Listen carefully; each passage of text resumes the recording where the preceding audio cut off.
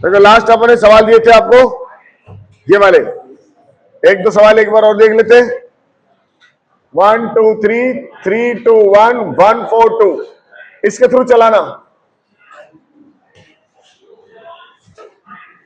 3 2 1 1 4 6 2 2 3 इसके थ्रू चलाइए। 1 7 3 2 4 1 1 3 2 चलाइए। तीनों सवाल करिए, फिर वहां टॉपिक पा रहा हूं मैं फटाफट।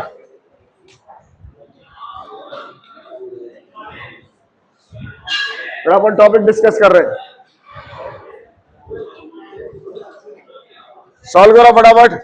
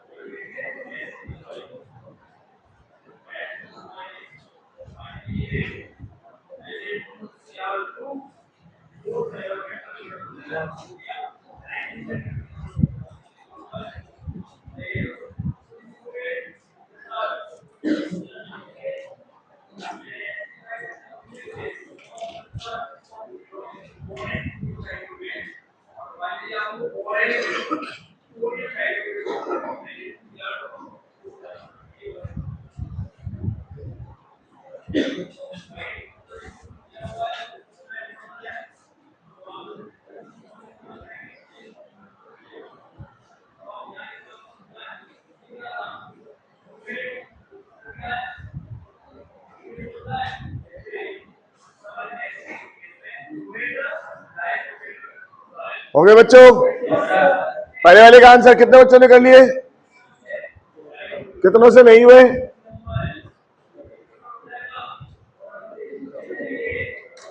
तीन और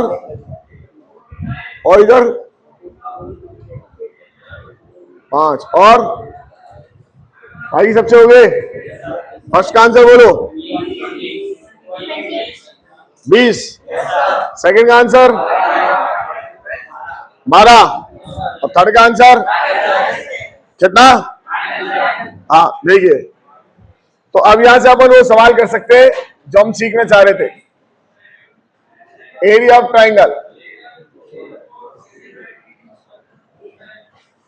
एरिया ऑफ ट्राइंगल ये पॉइंट था मेरे पास, ये लाइन थी ए एक्स प्लस,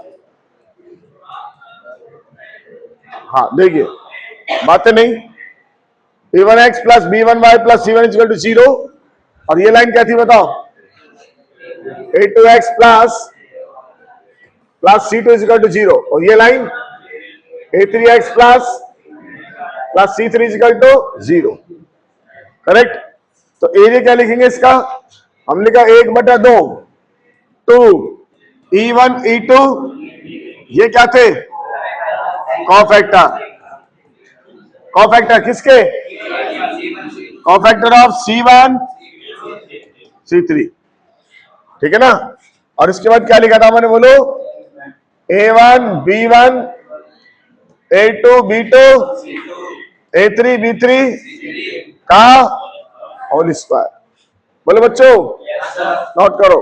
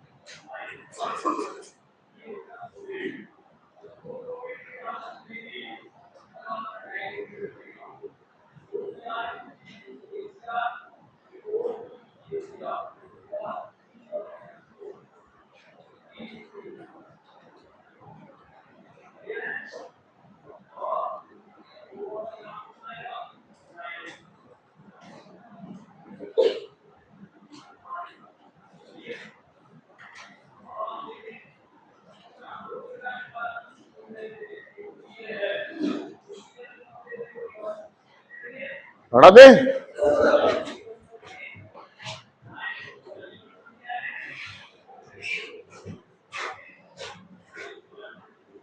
देखिए सवाल हमारे पास ये आ जाए, x plus 2y plus 3, 2x plus 3y plus 1, x minus 2y plus 5 is equal to 0, और इसका एरिया निकालना है। तो सबसे पहले तो फॉर्मेट में डालेंगे 1/2, इसको बना लेते हैं, बोलो क्या, 1 माइनस 2, दूसरा बोलो 2 3, तीसरा बोलो 2 3 1, और इसका होल स्क्वायर, सही है ना। अब इसको साथ से सोल्व करते चलेंगे, ये वैल्यू डालते चलेंगे, लेकिन सोल्व करने के लिए कौन सा क्या काम लेंगे, ये वाला काम लेना,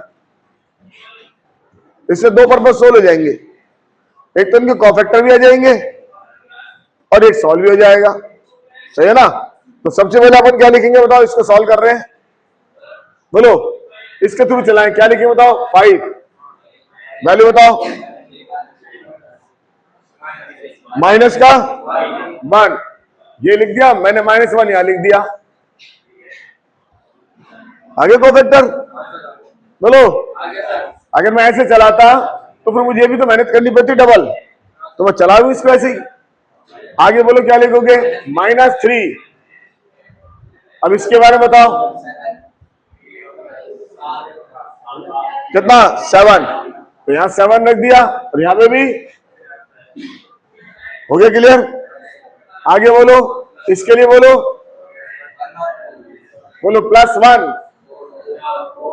कितना आएगा 4, ये 4 और ये भी कितना 4, बोलो बच्चों इसका होल स्क्वायर 1/2, और ये सारी वैल्यू, ये कितना हो गया 28 × 2 28, और माइनस का तो मोड लगा देंगे क्योंकि क्या चाहिए अपन को, एरिया। बोलो बच्चों अब सिंप्लीफाई कर लो, 1/2 × 28, ये कितना आ गया बताओ, -5 प्लस का 4 का होल स्क्वायर, कर लेंगे सिंप्लीफाई, नोट कर लो।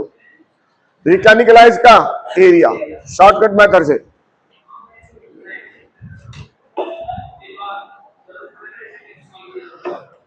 अब एक दिन फालतू लगा, लेकिन हमारा काम हो गया हमेशा के लिए। हमें डिटरमिनेंट सॉल्व करना आ गया। अब 12 तक की समस्या खत्म।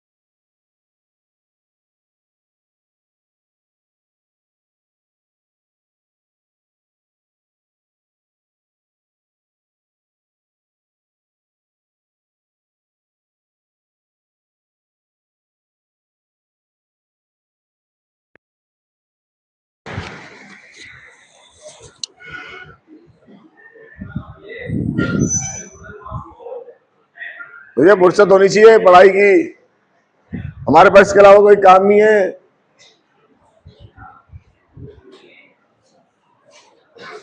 और 12 तक दिक्कत आएगी, अगर टॉपिक नहीं पढ़ा तो बार बार आएगा। कोई इलाज नहीं मेरे पास उसका, मैं इसलिए मैंने पढ़ाया। हटा दू, सवाल लिखिए अगला। 3x + 4y + 1 x + 2y + 7 3x - y + 2 = 0. Find the area formed by lines. Find the area formed by the lines.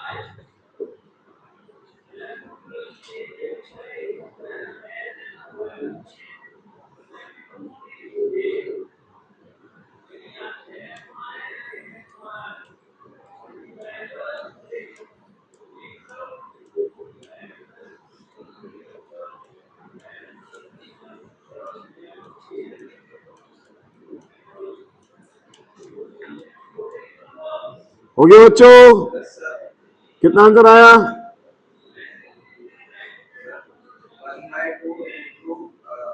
1/420 और स्क्वायर है सर 1 अरे क्या बोला है, सीधा आंसर आएगा एक तो यार, मेरे को क्या मतलब, कैलकुलेशन फाइनल करके दे, 1/2 करके दे रहा, फाइनल करके दे, जो भी आ रहा है।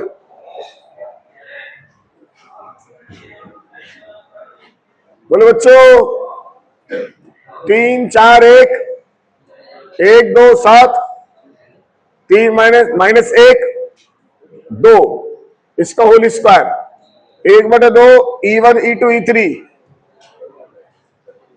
चलो सॉल्व करो। बोलो सबसे पहले 1, बोलो क्या लिखोगे इसकी वजह से, बोलो -7। अरे ये क्या होगा, इसके बाद -7, इसकी वजह से बोलो, बोलो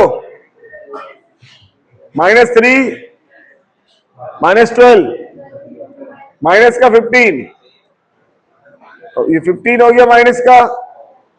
नेक्स्ट प्लस का 2, बोलिए 2, तो इंटू 2, 1/4 इंटू 7 इंटू 15, और ये कितना हो जाएगा, बोलो कितना आ रहा है, 102, 102 का, तो आंसर आ जाएगा 102 का होल स्क्वायर डिवाइडेड बाय कितना हो गया, ये कितना हो गया, 105 इंटू 4, 105 इंटू 4 कितना हो गया, 420। बोले बच्चों बस इसको सिंप्लीफाई कर लेना, काटा पेटी कर लेना, है ना, जो भी आएगा फाइनल आंसर आ जाएगा आपका करेक्ट। बोलो चलिए देखिए,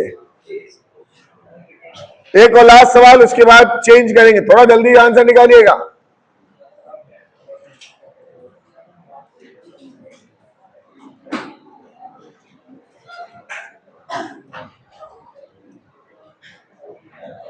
निकालो फटाफट।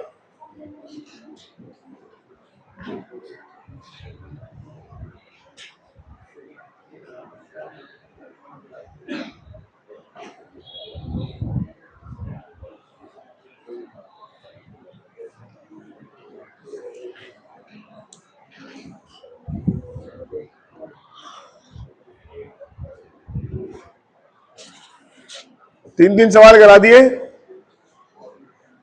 थोड़ा स्पीड बनाइए, सॉल्व करिए।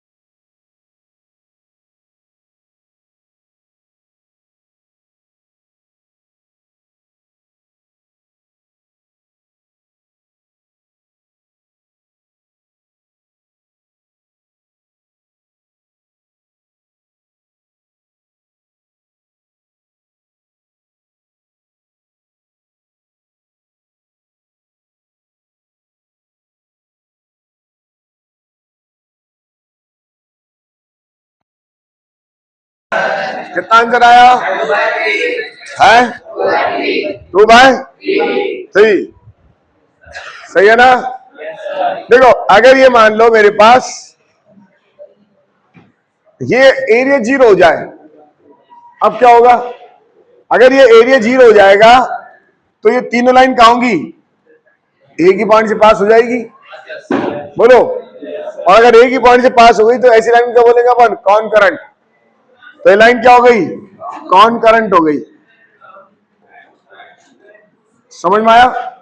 तो कॉन करंट निकालेंगे दो तरीके हैं। मेथड नंबर 1 कि मैं एक काम करूं, इन दोनों पॉइंट का इंटरसेक्शन पॉइंट निकालूं, इन दो लाइन का इंटरसेक्शन पॉइंट। बोलो बच्चों, आपने निकाल लिया ये जो पॉइंट आया मान लो पी क्यू आ गया। अब ये पॉइंट क्या थर्ड लाइन पे लाइज करेगा नहीं करेगा? करेगा। इसको थर्ड लाइन पे लाइज करा दो, तुम्हारा आंसर आ जाएगा। एक तरीका तो हो गया मेथड नंबर 1। और एक मेथड नंबर 2 क्या हो गया? ये जो एरिया बनाया, एरिया कितना? 0। तो एरिया 0 का मतलब क्या हो गया? A1 B1 C1 A2 B2 और कितना? C2 A3 B3 और C3। ये क्या हो जाएगा? 0। बताओ 0 क्यों? क्योंकि इसके नीचे जो आने का वो तो 0 में चला जाएगा और स्क्वायर हट जाएगा 0 में से, तो ये क्या हो जाएगा? 0। तो दो तरीके हैं। अगर सवाल डिटरमिनेंट की फॉर्म में दे रखा है तब ये लगा दो कॉन करंट का तरीका, और आपको लगता है मेरे से डिटरमिनेंट थोड़ा कम गड़बड़ कर रहा है तो आप ये लगा दो कि दो लाइन का इंटरसेक्शन पॉइंट निकाल के थर्ड से क्या करा दो? उसको पास करा दो। बात समझ में आई? ये क्या निकालने का तरीका हो गया? तो लिख लो condition for concurrent, condition for concurrent of 3 line, condition for concurrent of 3 line, condition for concurrent, concurrency बोल सकते हैं या कॉनकरेंट बोल सकते हैं ऑफ 3 लाइन। ठीक है ना? किसी को एनसीईआरटी है? Condition for concurrency of 3 line. लो पहले कुछ सवाल कराता हूं उसमें से, फिर मन से सवाल करेंगे थोड़े से और अच्छे।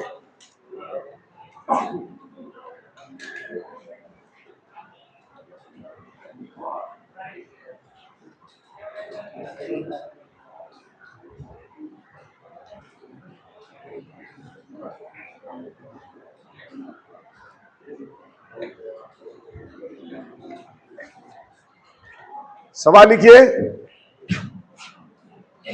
सवाल लिखिए। Find the value of P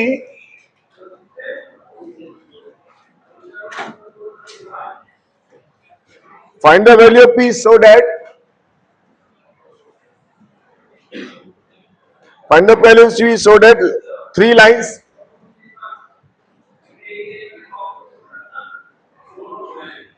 (3x plus y minus 2 is equal to 0), px plus 2y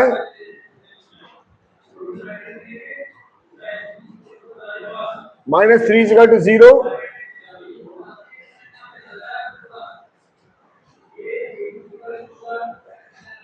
and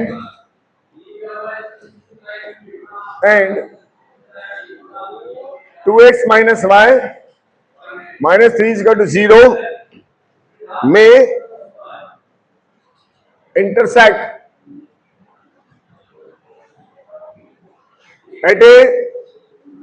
at one point। बोलो बच्चों, इस लाइन का मीनिंग समझ में आया?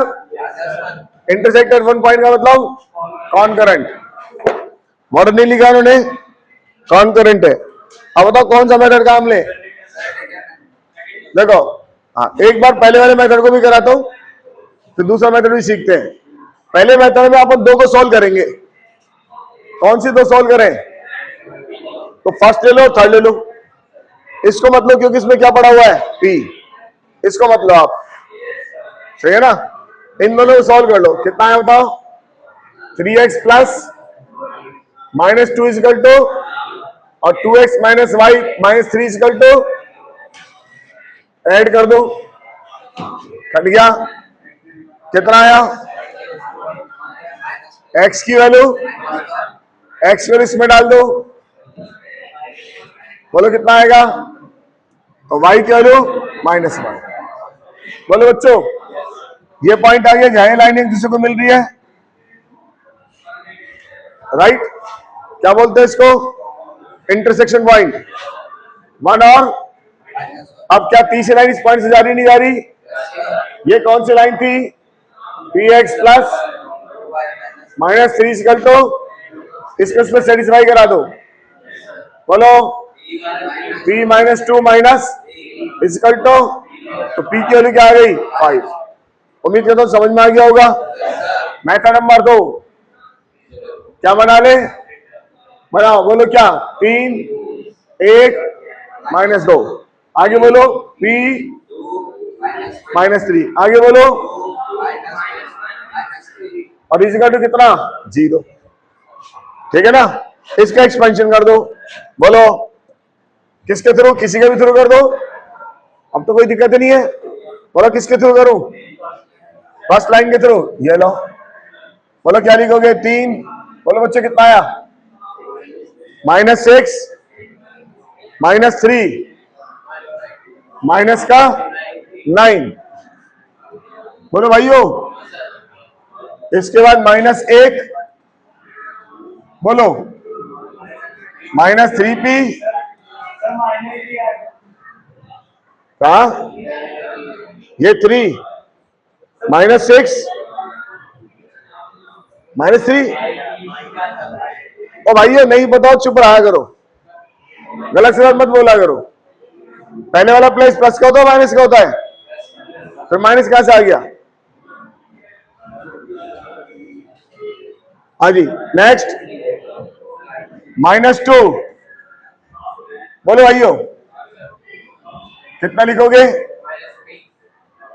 -p -4 इजिकल टू 0, सही है ना।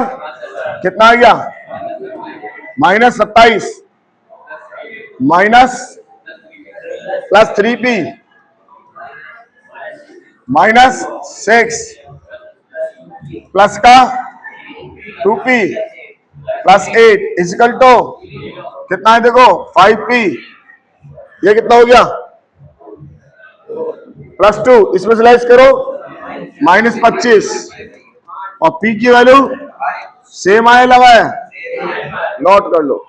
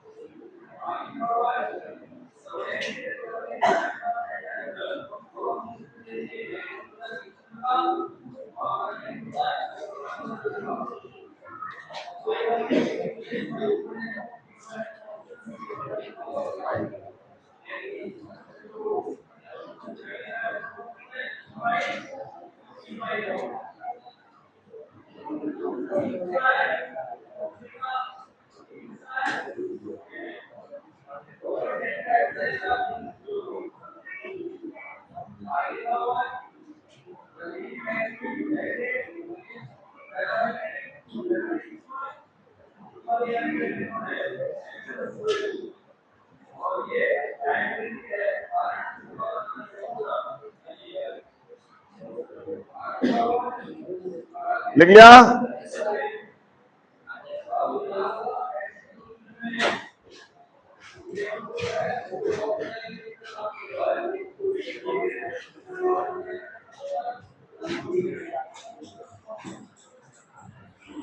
हटा दे।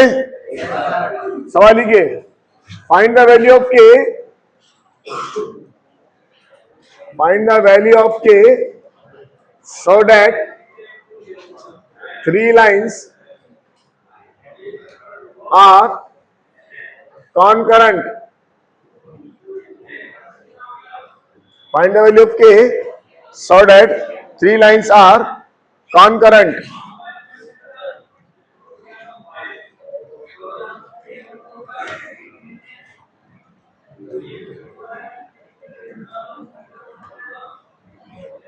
Equation of line x plus ky plus 1 is equal to 0, 2x plus y plus 3 is equal to 0, 3x minus y plus 2 is equal to 0. बोलो कौन सा मेथड लगा रहे हो? डिटरमिनेंट वाला लगाइए.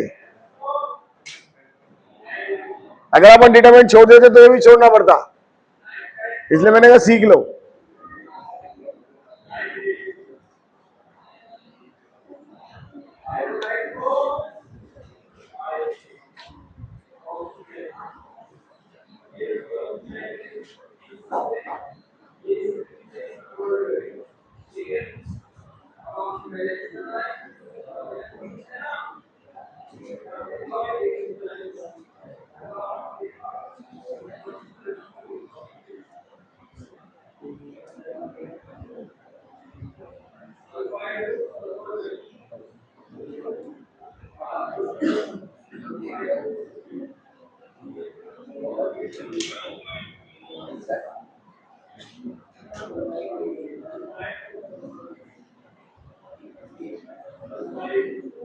आगे क्या कितना आंसर आया? बोलो 0. अगर के की वैल्यू 0 होगी तो कॉन्करेंट हो गए. बोलो बच्चों. अच्छा एक बात और बताता हूं डिटरमिनेंट के बारे में. देखो कई बार हमने डिटरमिनेंट बनाया, ऐसे लिखा था 5 7 2 3 4 1 2 1 1. आपको लगता है डेटा बहुत बड़े हो गए, कैलकुलेशन बहुत ज्यादा होगी, है ना? ये अपन 12 में पढ़ेंगे. वैसे तो कैलकुलेशन बहुत ज्यादा होगी, तो आप इसको इसमें से माइनस कर सकते हो, कोई फर्क नहीं पड़ेगा उससे, वही आंसर आएगा. इसको इसमें माइनस कर दो. कितना माइनस कर बताओ? कितना आया? 2. ये 1 और ये बाकी एज इट इज. समझ में आया? अब आपको ऐसा लग रहा है और माइनस करना है, कर दो, जिसमें जिसको चाहो इच्छा. इसको इसमें से कर दूं. बोलो ये सेम रखना है. ये कितना आया? ये कितना आया? ये कितना आया? ये कितना आया? 1 और 1 कर दिया. अब आपको इच्छा करिए और बार कर दूं, कर दो. इसके इसमें से कर लो. बोलो कितना आया? 0. ये कितना आया? ये कितना आया? ये कितना आया? ये कितना आया? ये कितना आया? अब बताओ कैलकुलेशन आसान हुई नहीं हुई? घटिया जी कैलकुलेशन है गई. अगर मैं अब इसके थ्रू चलाऊंगा, इसके थ्रू, तो मुझे कैलकुलेशन करनी नहीं पड़ेगी इन दोनों की वजह से. क्यों नहीं करनी पड़ेगी बताओ? 0 0 आएगा. और अगर मैं इसके थ्रू चलाऊंगा तो भी नहीं करनी पड़ेगी, केवल इसके से आंसर करना पड़ेगा. भाई इससे तो 0 आएगा, क्यों करूं? -2 आएगा, कर लेता हूं. इससे 0 आएगा, क्यों करूं? तो कैलकुलेशन केवल इससे थ्रू करनी पड़ेगी. कितना? बोलो आंसर आ गया कितना? -2. अब आप यहां से निकाल के देखो तो -2 आएगा, यहां से निकालो तो -2 आएगा, और यहां से निकालो, फायदा हो गया ना. तो जब भी आपको लगे ये ज्यादा हो रहे हैं, क्या करो? माइनस करके, डबल करके भी माइनस कर सकते हो, ट्रिपल करके भी माइनस कर सकते हो. ऐसा नहीं एक बार ही माइनस करो, डबल करके भी माइनस कर सकते हो आप. तो आप देखो इसको डबल करके माइनस करो. एक बार फिर देखते हैं. ये 5, इसको मैं डबल कर रहा हूं, इसको डबल कर रहा हूं. देखो डबल करके माइनस करो, बताओ कितना आएगा? 1 बचेगा. इसको डबल करके माइनस करो, बोलो 5. इसको डबल करके माइनस करो, 0. ये कितना हो गया? 3 4 1 2 1 1. और इच्छा कर रही है, इसको इसमें से माइनस कर लो. बोलो कितना है? 1 5 0 1 3 0 2 1 1. बोलो बच्चों. अब ज्यादा मत करो क्योंकि काम हो चुका. अब इसके थ्रू चला लो, बताओ आंसर कितना आएगा? आगे से बात समझ में आई? तो किसी को इसमें से माइनस कर लो, आसान हो जाएगी कैलकुलेशन। समझ में आई बात? नोट कर लो, कोई फर्क नहीं पड़ेगा नेगेटिव पॉजिटिव से। प्लस करना चाहो प्लस कर लो, प्रॉब्लम बढ़ानी है प्लस कर लो, और ज्यादा बढ़ाना है प्लस कर लो, आंसर वही आएगा। चाहे प्लस करो चाहे माइनस करो। ऐसा क्यों हो रहा है ये अपन सीखेंगे 12th क्लास में, कारण बताऊंगा ऐसा क्या था। या तो केवल अपन इसको चलाना सीख रहे हैं।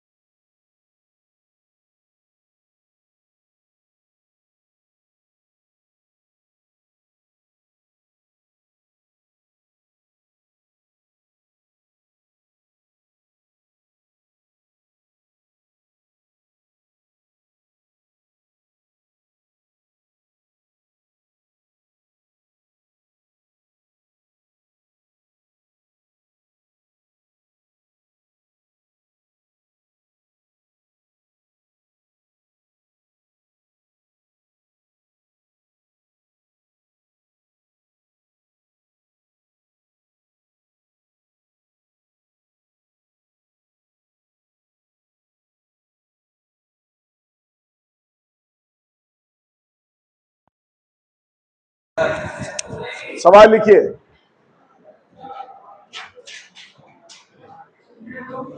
सवाल लिखो। If three lines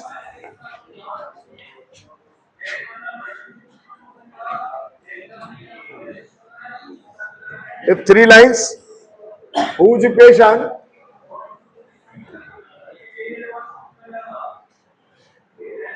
are y is equal to m1x plus c1, y is equal to m2x plus c2 and y is equal to m3x plus c3 are concurrent,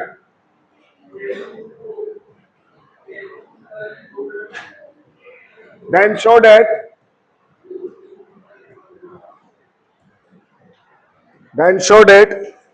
m1 c2 minus c3 plus m2 c3 minus c1 plus m3 c1 minus c2 is equal to 0.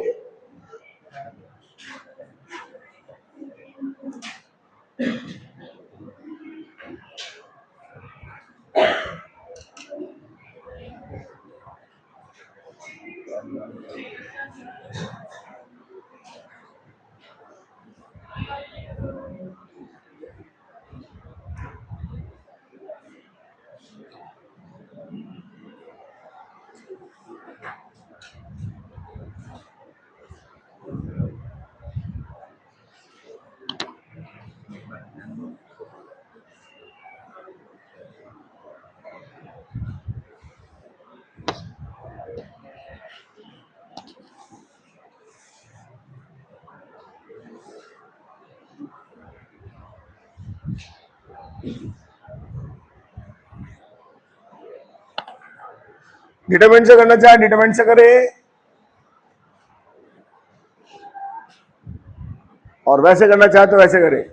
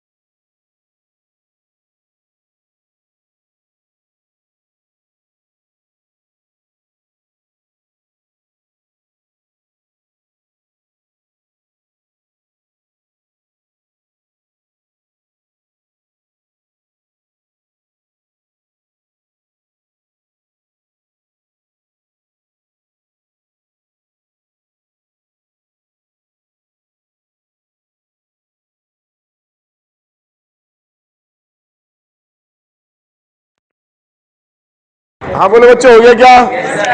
कितने बच्चों ने कर लिया? ये तो बहुत easy question था, और ऐसा हार्ड थोड़ी है। वो तो मैंने सवाल प्रैक्टिस एनसीईआरटी में से दिया था। क्या लिखो बोलो?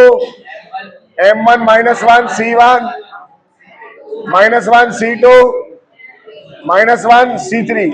अब यहाँ थोड़ी इंटेलिजेंसी दिखानी थी आपको। बाहर कौन है? यहाँ कौन है? यहाँ कौन है?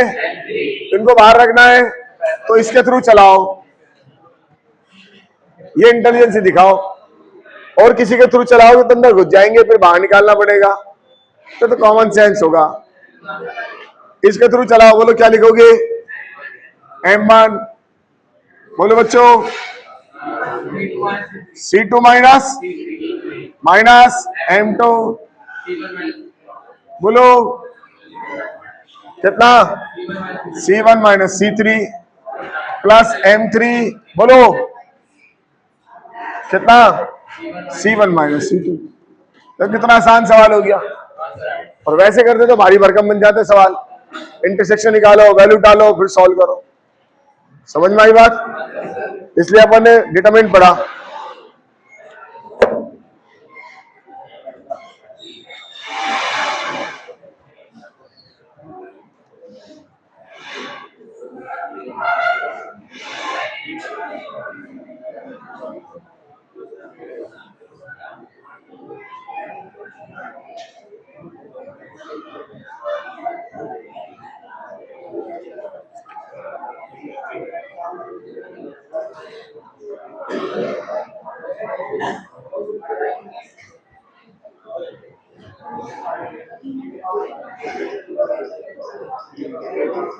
चले बच्चों, आगे चले। तो अगला टॉपिक डालिए।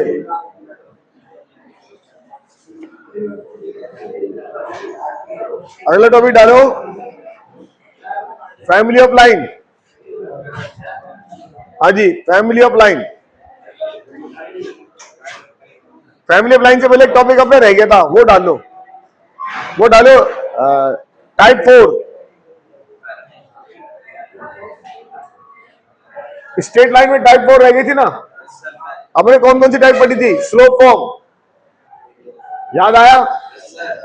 कौन सी होती थी? y इक्वल टू, फिर हमने दूसरी फॉर्म पढ़ी थी कौन सी? Intercept form. बोलो बच्चों, प्लस। फिर तीसरी अपन ने पढ़ी थी कौन सी?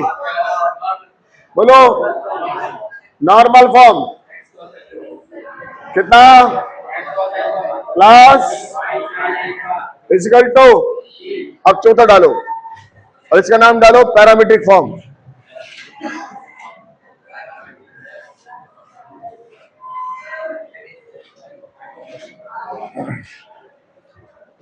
पैरामीट्रिक फॉर्म सबसे ज्यादा काम आने वाली चीज है, ध्यान रखना। आपको पता भी नहीं लगेगा सवाल में कब लगती है, पहली बात है ना। जितने ज्यादा इसके सवाल करेंगे उतना कमांड होगा, तो ज्यादा से ज्यादा अपन को सवाल करने हैं कमांड के लिए। समझ में आई बात? तो सबसे पहले अपन एक वर्ड सीखते हैं, पैरामीटर। ये मैं पहले बता चुका हूं, एक बार दोबारा समझा रहा हूं। याद है पैरामीटर वर्ड? पैरामीटर का क्या मतलब होता है? हाँ शाबाश, एक ही वेरिएबल की फॉर्म में लिखना। पूरी इक्वेशन को जितने भी वेरिएबल है एक्स वाई जेड, उसको एक वेरिएबल की फॉर्म में लिखना। तो पैरामीटर का मतलब होता है पैरामीटर। पैरामीटर, इस पैरामीटर का मतलब होता है वन वेरिएबल, है ना, वन वेरिएबल की फॉर्म। बात समझ में आई? और वन वेरिएबल की फॉर्म में लिख दें जितने भी वेरिएबल थे इसके अंदर इक्वेशन में, वो सारे इक्वेशन को, ठीक है ना, ऐसे ही बोल सकते हैं, या ऐसे कहे बाय चेंजिंग द वेरिएबल, इस वेरिएबल को हम चेंज करें, the shape of curve does not change, by changing the variable the shape of curve does not change. वही शेप बनी रहनी चाहिए जो उसकी थी। देखो, हालांकि ये सफिशिएंट ही बहुत है, ये लाइन ही बहुत सफिशिएंट है, वन वेरिएबल, और इससे जो इक्वेशन बनेगी उस इक्वेशन को पैरामीट्रिक कहेंगे। अब कुछ समझ में आया, कुछ नहीं आया, है ना? देखो मीनिंग समझते हैं। अपन ने ट्रिग्नोमेट्री पढ़ ली, तो ट्रिग्नोमेट्री से स्टार्ट कराता हूं। ट्रिग्नोमेट्री में अपन ने ऐसा पढ़ा था, ये क्या था? आर, ये पॉइंट P, एक्स कॉमा, यहां से ड्रॉप डाला, ये लेंथ, ये लेंथ, ये एंगल। बोलो बच्चों, पढ़ा? तो कॉस थीटा कितना? X by r. एक्स की वैल्यू, वाई की वैल्यू आर साइन थीटा, ठीक है ना। अब इसी को समझने की कोशिश करेंगे। अगर इसका हम लोग गौर से देखें तो बताओ कौन सी चीज पैरामीटर है? थीटा। थीटा क्या है? आप खुद सोचो, ये थीटा यहां है, थोड़ी देर थीटा यहां आ जाएगा, फिर यहां आ जाएगा, फिर यहां आ जाएगा। क्या आर बदल रहा है, थीटा बदल रहा है? थीटा बदल रहा है। आपने दोनों इक्वेशन को एक वेरिएबल की फॉर्म में लिखा हुआ है, और वो कौन सा वेरिएबल है? आपने कहा था जितने भी वेरिएबल है उन सबको अपन किसकी फॉर्म में लिखेंगे? एक वेरिएबल की फॉर्म में। सही है ना? मेरे पास दो वेरिएबल है, कोऑर्डिनेट चल रही है, एक्स और वाई दो वेरिएबल होंगे। 3D चलती तो तीन वेरिएबल होते, 2D चल रही है तो दो वेरिएबल है। अब इन दोनों वेरिएबल को आपने किसकी टर्म्स में लिख दिया? थीटा की टर्म्स में। आर फिक्स है, अगर आप यहां लेके जाएंगे तो थीटा अलग हो जाएगा, यहां लेके जाएंगे तो थीटा अलग हो जाएगा। बोलो बच्चों, यहां लेके जाएंगे तो थीटा अलग हो जाएगा। क्या आर बदलेगा? नहीं, तो आर तो फिक्स है, वेरिएबल कौन है? थीटा। अगर मैं थीटा को गायब करूं, जब हमने ट्रिग्नोमेट्री में टॉपिक पढ़ा था जिसका नाम था एलिमिनेशन, अगर हम थीटा गायब करें तो देखो क्या होगा। कैसे गायब करें? सर स्क्वायर करके ऐड कर दो, आर स्क्वायर कॉस का थीटा प्लस बोलो बच्चों ये कितना हो गया? तो एक्स स्क्वायर प्लस किसकी इक्वेशन आ गई? सर ये सर्किल की आ गई। इसमें से कौन गायब हो गया? थीटा गायब हो गया। तो ये कौन सी फॉर्म है? नॉन पैरामीट्रिक फॉर्म है ना, कार्टेशियन फॉर्म। ये कौन सी फॉर्म है? Parametric form. किसकी? सर्किल की। कौन पैरामीटर है इसमें? थीटा। पैरामीटर का मतलब क्या होता है? इस वेरिएबल को चेंज करूंगा तो क्या मेरी शेप चेंज होगी? नहीं। सर आप थीटा की जगह 5 ले लो, थीटा 2 ले लो, थीटा 3 ले लो, थीटा 4 ले लो, स्क्वायर करके ऐड करेंगे तो गायब हो जाएगा। तो क्या मेरी शेप चेंज होगी? The shape of curve change हुई? नहीं। सर वही सर्किल का सेल की बना रहा। तो इस थीटा को क्या बोलेंगे अपन? पैरामीटर। क्या बोलेंगे? लिखा मिलेगा कई बार, this is the parameter. Parameter का मतलब क्या? समझ में आया? ये पूरी बात समझ में आ गई होगी, मीनिंग समझ में ये तो अपन पहले ही पढ़ चुके थे, एक बार रिवीजन कराया मैंने आपको। ये चीज और एक्स्ट्रा इंट्रोड्यूस करा दी ताकि आपको और समझ में आ जाए। तो पैरामीटर एक वेरिएबल, पैरामीटर वो होता है जो चेंज होगा, ये चेंज होगा, और लेकिन इसके चेंज होने से बाई चेंजिंग द वेरिएबल, लेकिन क्या चेंज नहीं होगा? Shape of curve. पहले भी सर्किल था, अब भी सर्किल रहेगा। अब इसमें थीटा की जगह थीटा 1 थीटा 2 कर दो, थीटा 3 थीटा 4 कर दो, ये सब स्क्वायर करके ऐड करने पर हट जाएंगे, तो वही सर्किल की इक्वेशन आ जाएगी। Got my point? बोलो बच्चों। तो ये किसके पैरामीट्रिक इक्वेशन है? सर्किल की। हमको किसकी पढ़नी है? स्ट्रेट लाइन की। अभी चालू करेंगे, नोट करो।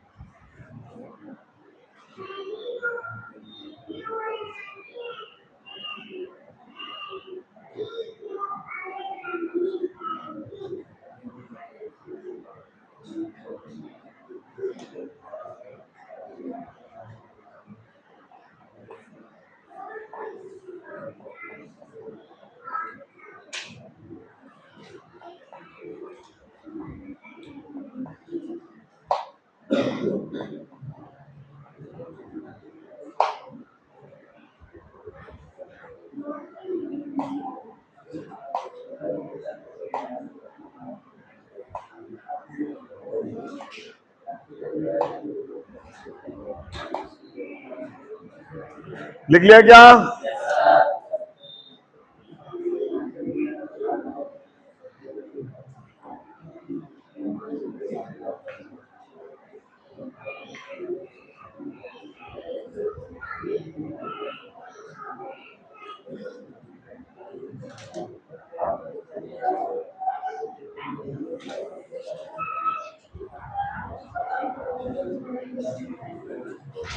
पढ़ा दे बच्चों। देखिए तो अब सर्किल के अंदर स्ट्रेट लाइन में डिस्कस करते हैं। ये स्ट्रेट लाइन बना दी है, राइट। अब इसके अंदर एक वेरिएबल पॉइंट बना दिया एक्स वाई। भाई ये तो मूव करेगा, अगर ये मूव नहीं करेगा तो क्या होगा, लोकस नहीं बनेगा। अभी सर्किल में तो एक्स वाई मूव कर रहा था, किसका लोकस बनाया उसने, ये तो मूव करेगा। चलिए लाइन बनाने के लिए अपने कहा था एक पॉइंट और चाहिए x1 y1। बिना पॉइंट के लाइन नहीं बनेगी, या तो मुझे 2 पॉइंट दो या फिर 1 पॉइंट और 1 स्लोप दो। चलो मैंने स्लोप दे दिया। अब इसमें बताओ कौन सा पैरामीटर है, सोच के बताओ कौन सी चीज पैरामीटर है। जितनी मिनिमम रिक्वायरमेंट थी मैंने दे दी, थीटा दे दिया, स्लोप पता लग गया, पॉइंट दे दिया x1 y1, देना पड़ेगा लाइन बनानी है तो, क्योंकि अकेले थीटा से लाइन नहीं बनती। स्टार्टिंग में पढ़ाया था ना, अरे पहले पहले दिन ये तो पढ़ाया था, क्या केवल थीटा देने से लाइन बन जाएगी क्या केवल पॉइंट देने से लाइन बन जाएगी क्या, तो दोनों देना पड़ेगा ना, दे दिया। ये कौन सा पॉइंट है, ये तो लोकस बनाएगा। पहले दिन की बात सोचो, है ना, मीनिंग समझ में आ जाएगा। अब बताओ इसमें कौन पैरामीटर है? तू तो बोले ही मत, गलत सलत बोलता है। अगर थीटा चेंज करके देख, थीटा बदल, अगर मैं थीटा बदलूंगा तो क्या इस लाइन का स्लोप चेंज नहीं हो जाएगा? तो शेप चेंज हुई नहीं हुई, दूसरी लाइन बनी, वही लाइन बनी, तो धक्का लगाओ ना। ये थोड़ी कुछ ही बोल दो तुरंत ही, पहले सोचो समझो फिर बोलो। पहले नहीं बोलना है, सोच के बोलना है क्या है इसके अंदर वेरिएबल, बोलो है। लोकस वाला पॉइंट कैसे होएगा? लोकस वाला पॉइंट ही पैरामीटर बन गया। हमको जो चीज लिखनी होती है किसके टर्म्स में लिखनी होती है? अभी तो हम लिखी x equal to r cos theta, y equal to, तो ये थीटा जो है किसकी टर्म्स में लिखा हुआ है? तो लोकस वाला पॉइंट थोड़ी होता है, आर का है, ये वाला आर नहीं तो सर्किल है। तो इसमें देखो, ये तो मैंने इसमें समझाया, इसमें कौन वेरिएबल है? दिख रहा है आपको? दिख रहा है? नहीं दिख रहा? अरे भैया दिखेगा। ये पॉइंट मूव कर रहा है नहीं कर रहा? क्यों कर रहा है बताओ? ये क्या बना रहा है? लाइन बना रहा है। ये तो मूव करेगा। क्या इसके मूवमेंट करने से इक्वेशन चेंज होगी क्या? नहीं होगी। क्या? स्लोप उतना ही रहा सेम, ये पॉइंट भी उतना ही रहा, तो लाइन की इक्वेशन बदलेगी क्या? नहीं बदलेगी। तो फिर कौन वेरिएबल है, जरा सोच के बताओ कौन पैरामीटर है? बेटा मैंने लिखा ही खाया भी है, इसमें ये आर वेरिएबल है। अगर इस आर को बदलता जाऊंगा तो बताओ क्या होगा? आर बदल जाऊंगा, ये पॉइंट बदलेगा नहीं बदलेगा? बदल जाएगा, बदल जाएगा। और जैसे पॉइंट बदलेगा बताओ इसका लोकस आएगा नहीं आएगा? आ जाएगा। तो जब तक ये आर बदल रहा है तो ये पॉइंट यही होगा। और अगर मैं थीटा बदलूं तो लाइन ही बदल जाएगी। बोलो बच्चों, क्या इस आर के बदलने से लाइन बदलेगी? नहीं बदलेगी। तो ये आर क्या है? आर क्या है? पैरामीटर। क्या चीज है ये? समझ में आया? बोलो, समझना जरूरी है, छोड़ना नहीं है। छोड़ देंगे तो हम सारे 8 सवाल में दिक्कत आ जाएगी हमें। छोड़ देंगे तो जो सवाल 2-2 पेज के और 2 लाइन में कन्वर्ट नहीं होंगे। ये ऐसी लाइन टॉपिक है जो 2 पेज के सवालों को 2 लाइन में कन्वर्ट कर सकती है। तो पढ़ना जरूरी है, सीखना जरूरी है। दूसरी बात, अगर हम पैरामीट्रिक छोड़ेंगे तो कोऑर्डिनेट खराब। आगे सर्किल में पैरामीट्रिक आएंगे, पैराबोला में पैरामीट्रिक आएंगे, इलिप्स में पैरामीट्रिक आएंगे, हाइपरबोला में पैरामीट्रिक आएंगे, और सारी दुनिया किससे चलेगी? पैरामीट्रिक चलेगी आगे। क्योंकि हमको अगर सवाल को इजी बनाना है तो पैरामीट्रिक को जानना ही पड़ेगा। समझ में आई बात? तो पैरामीट्रिक डेफिनेशन समझ में आ गई सबको? क्या थी? वन वेरिएबल चेंज होने से। अब जरा देखो, क्या मैं इस आर को चेंज करूंगा तो क्या इसकी शेप चेंज होगी? मैं चाहता तो सीधे लिख देता, बेटा ये फॉर्मूला है याद कर लो। लेकिन उसके फॉर्मूले को याद कराने से वो थिंकिंग ही नहीं आएगी सवाल में। आपको सवाल में ऐसा मिलेगा ही नहीं, लगेगा ही नहीं कि मुझे पैरामीट्रिक मानना है। ये सारी अपन रामायण गा रहे हैं, चीजों को गा रहे हैं, इसके गाने से आपको ये समझ में लग जाएगी हाँ यह पैरामीट्रिक लगानी है, ऐसी थिंकिंग आने लग जाएगी। तो वो थिंकिंग ही चाहिए आपको, समझ में आ रही बात? बाकी है तो कुछ भी नहीं इसके अंदर। देखो बाकी कोऑर्डिनेट है, कोऑर्डिनेट तो हम जानते हैं, ड्रॉप डाल दो, डाल दिया।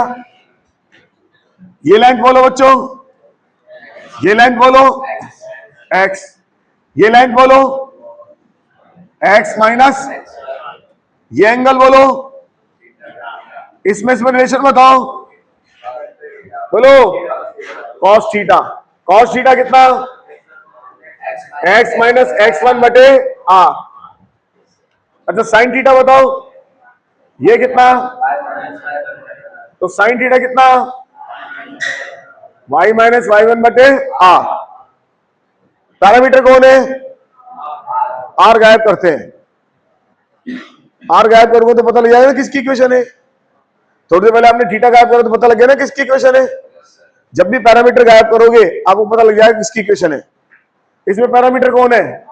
r। गायब करता हूं तो r गायब करेगा तो इसको इससे डिवाइड कर दो, बताओ tan थीटा कितना आएगा? इसको इससे डिवाइड करो, बोलो पहले ही आएगा y minus divided by x minus x1 divided by कितना आएगा बताओ? ये तो कुछ आगे जाना बचाना, इसको तो देख दो क्या आया? tan थीटा किसकी इक्वेशन आ गई? ये तो आनी थी क्योंकि स्ट्रेट लाइन के तो पैरामीटर है। बात समझ में आई? अगर मैं r गायब नहीं करूंगा तो पैरामीटर की इक्वेशन बन जाएगी। यही बात 5 मिनट पहले करी थी आपने लिखा था x equal to r cos theta. ये किसकी इक्वेशन थी? पैरामीटर की इक्वेशन थी। कौन पैरामीटर था? थीटा। थीटा आपने गायब करा, क्या बन गया?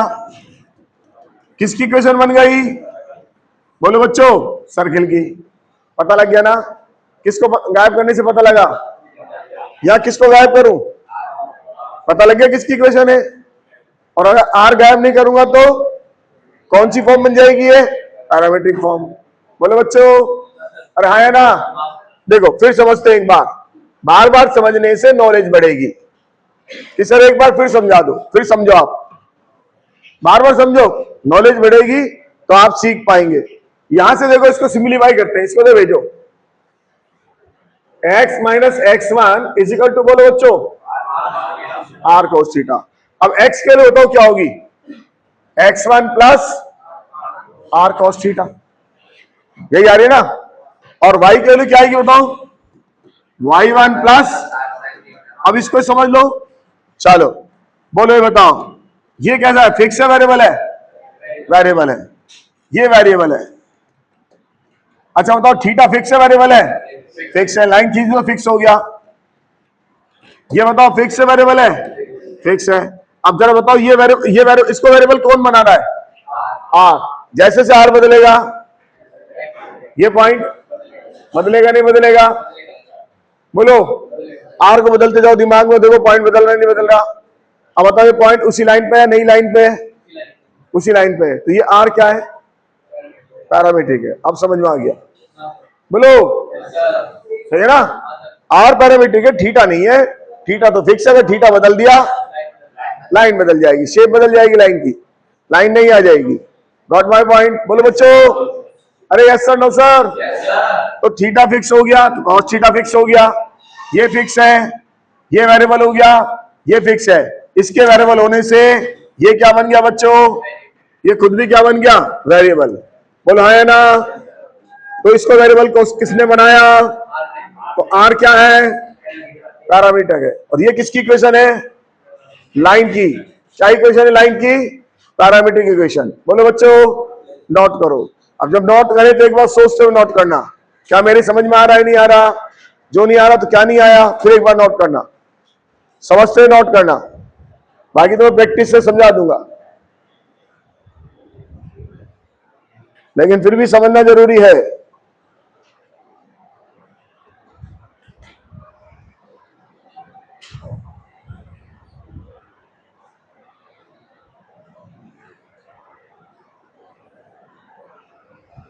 बिना पैरामीट्रिक के कोऑर्डिनेट नहीं चलेगी, बार बार कह रहा हूं।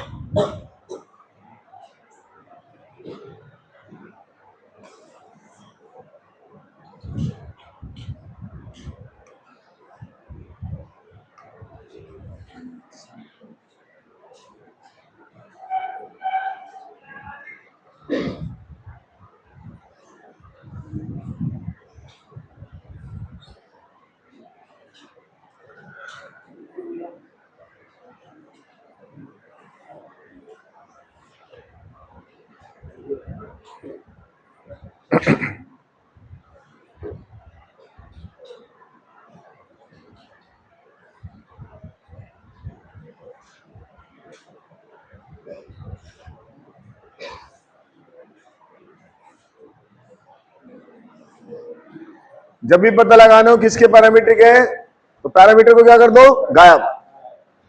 और गायब करने के लिए ट्रिग्नोमेट्री लगा लो, ये जो भी तरीका अपने पास है वो लगा दो। गायब करते ही पता लग जाएगा किसकी इक्वेशन है।